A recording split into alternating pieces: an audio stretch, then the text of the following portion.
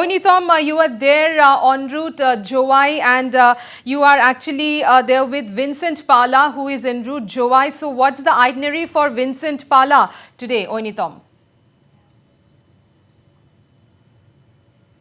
Well, Amrita, we are actually right behind Mr. Pala's vehicle at this point of time. Like you mentioned, we are headed towards 𝗂𝗏. His schedule for the day today is that he is expected to address few political rallies. He's expected to address few of the meetings there in some of the villages, remote villages in 𝗂𝗏. Amrita, of course, here what both the candidates for the Shillong parliamentary seat has been doing, they have been, visiting across the villages. They are keeping in mind that there is this huge urban as well as rural voters that they have to reach out to. Therefore, yesterday we were on a campaign trail with 𝗬𝗏𝗵𝗏. She is the NPP candidate for the Lok Sabha parliamentary seat. And like you mentioned, 𝗵𝗏𝗶𝗯 is her direct opponent. Amrita, I would like to mention one particular thing here is though the fight is definitely going to be between Pala. Amrita, if you can still hear me. Yes, we can. Oineetom, go ahead, please.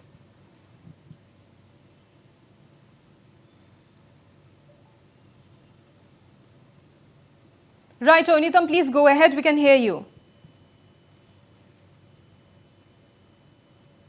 Amrita, if you can still hear me. Well, we'll try to connect with our senior editor Oineetom Ojah, who is on a political trail with 𝗵𝗏𝗶𝗯, who is on his way to 𝗂𝗏. And as our colleague Oineetom just mentioned, that there he will be addressing public rallies. He will be meeting with the people of 𝗂𝗏 ahead of the election. So politicking has definitely picked up pace in the hill state of Meghalaya, and our colleagues, our correspondents from all the 8 states of the Northeast, they are giving viewers a minute-to-minute update of the poll updates, of the election updates that's going on in the entire region. And we'll try to connect with our senior editor Oineetom Ojah. I think we are back with her. Yes, over to you, Oineetom.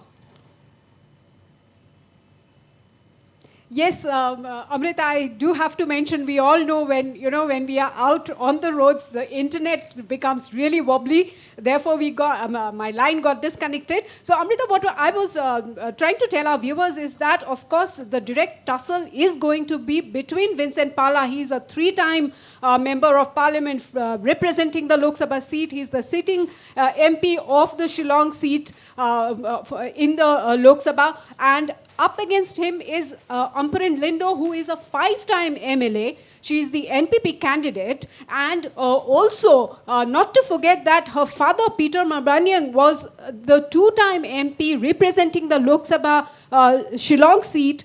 She is currently a cabinet minister in the Conrad Sangma-led Meghalaya government. But there are 4 more candidates in the fray. There are 2 independent candidates. One of them is a professor from the Northeast Hill University, NEHU. That's Mr. Lakhon Kama, and also Peter Shalam, another independent candidate. Also in the fray are 2 more candidates. One is the consensus candidate of UDP HSPDP. Remember, UDP HSPDP is an ally of the NPP in the Conrad Sangma government, in the Meghalaya government. But what happened here is that NPP this time round decided to put up their own candidate, because way back in 2019, the UDP had put up a candidate, but NPP kind of lost it out there, and the Congress candidate at that point of time, 𝗵𝗏𝗶𝗯, gained out of that whole thing, and NPP decided to go ahead and field their candidate this time round. Also in the fray is VPP's Ricky Andrew Singhcorn is also there in the fray, but of course the direct tussle is going to be between 𝗵𝗏𝗶𝗯 and 𝗬𝗏𝗵𝗏𝗃. Right, Oineetom, here we are talking about the two prominent faces from the Shillong seat, 𝗵𝗡𝗏 Lyngdoh from the NPP and Vincent Pala from the Congress. Now, earlier, both of them, they were in the same party. There was a time when they were in the same party, they were in the Congress, and now the tables, we can say, have turned and they are now pitted against each other. 𝗵𝗡𝗏, if we talk about 𝗵𝗡𝗏 herself, she is a tall candidate herself, whereas Vincent Pala, he is a three-time MP. He is looking for his fourth term now. So how strong, how this competition is going to be, Oineetom?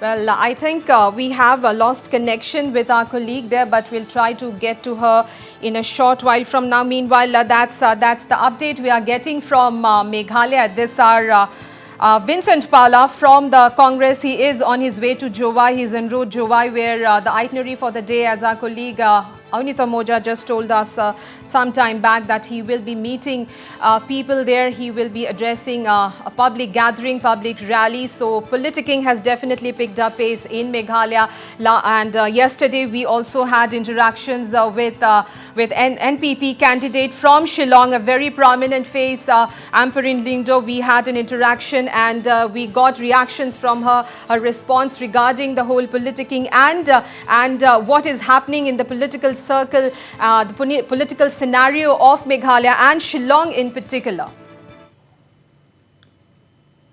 And we are joined again with Oineetom. Well, Oineetom, as I was saying, here we are talking about two prominent faces as far as the Shillong seat is concerned, 𝗵𝗡𝗏 Lyngdoh and Vincent Pala. Now, there was a time when both of them were in the Congress. There was a time when they were together. Now, we can say that the tables have turned and now they are pitted against each other. So, 𝗵𝗡𝗏 Lyngdoh, she herself is a tall candidate. She is a 5-time MLA, whereas Vincent Pala from the Congress, he is a 3-time MP. He is looking for his 4th term. So how do you see this political game playing out? How tough will be this competition for the two of them? Well, Amrita, like you also mentioned, that on one side we have 𝗵𝗡𝗏 Lyngdoh, who is 5-time MLA. On the other side, we have 3 straight-time winner of the Lok Sabha Shillong seat, Vincent Pala. Now, let us not forget the fact that two important facts here. One, this time round, the BJP has extended its full support to the NPP candidates, which means that here for the Shillong seat, the BJP is supporting the candidature of 𝗵𝗡𝗏 Lyngdoh, a tall politician in her own right. The family she comes from, she herself has won 5 times, 5 straight times. She has won the MLA seats, of course, from different constituencies, but she has won for 5 straight times. She is currently a cabinet minister, but on the other hand, despite the strong BJP wave since 2014, despite Congress as a whole being a divided house, totally in shutters, in shambles, Vincent Pala continues to, stand strong and tall. He is the president of Meghalaya Congress. He has withstood the saffron wave across the country. So therefore, and what I have gathered, that he continues to obviously hold a strong, foothold he has, a stronghold he has in several of the 36 assembly constituencies that constitute the Shillong Lok Sabha seat. So definitely, a tough battle is expected ahead, although there are in total 6 candidates in the fray this time, Amrita. That's for the Lok Sabha seat of Shillong. Right, Oineetom. Also, very quickly, Oineetom, Meghalaya, if we speak as a whole, what are the top issues that needs to be addressed? What are the masses looking for? Also, Meghalaya being a very major tourist destination of the country. So, are the parties planning to further boost the tourism sector? Because the economy is quite dependent. If we talk about the economy of Meghalaya, it is dependent on the tourism sector. Yes, Amrita, here, of course, the Shillong part is a different story. The 𝗬𝗏 part is a different story. Infrastructure is big on NPP's agenda, on the Congress Party's agenda. They are, of course, talking about development. What Amparin Lindo told us yesterday, we were on a campaign trail with her. We went with her to remote areas, to some of the far-flung villages. Few of the villages border is barely just 1 kilometer away from the Assam border. So we've traveled the length and breadth of parts of what constitutes the Lok Sabha constituency of Shillong. We've seen the rural voters, we've seen the urban voters here in Shillong. One demand that is constant, that's been consistent amongst them, is they want overall development, infrastructure-wise. Of course, the city of Shillong, the urban areas of Shillong has other issues like traffic congestion, like water supply issues as far as Shillong is concerned. And Amrita, like you rightly pointed out, tourism. Shillong in particular is a tourist hotspot. Meghalaya as a whole is a tourist destination. Therefore, all these issues, people want these to be addressed first. Of course, for few of the people living in the border areas, the border dispute with states continue to bug them. Therefore, they want a permanent solution to the border disputes.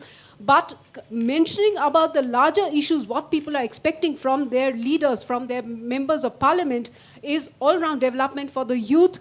Employment opportunities continue to be an issue for the parents. Good schools and educational institutes, particularly in the rural areas, is a major concern. Healthcare facilities, again for the rural voter, that continues to bother them a lot. They are looking at better healthcare facilities. They are looking at easy access to proper healthcare. Similarly, here in the urban areas, the concerns, of course, are a little different. They are looking at jobs, better quality jobs. They are looking at better infrastructure. These are some of the key things that the voters, both in the rural and the urban areas of Shillong, are looking at.